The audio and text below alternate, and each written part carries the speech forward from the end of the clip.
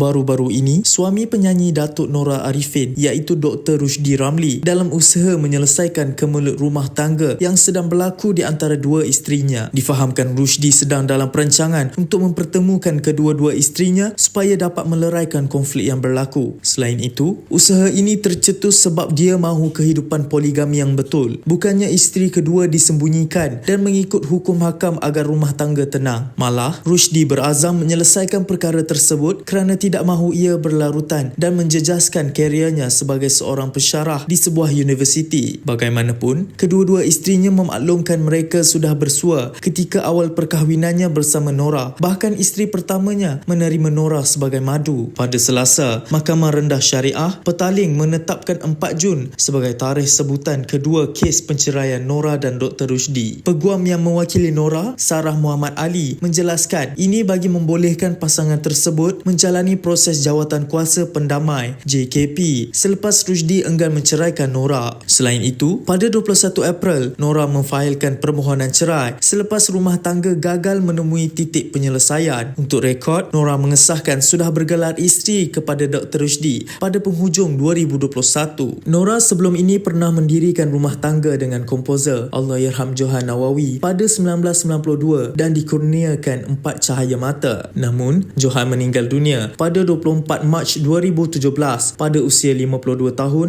akibat serangan jantung. Jangan membuat sebarang spekulasi yang boleh mencetuskan kontroversi. Apapun, semoga urusan Nora dan Dr. Rushdie dipermudahkan dan terus berjaya dalam kerjaya yang dibina.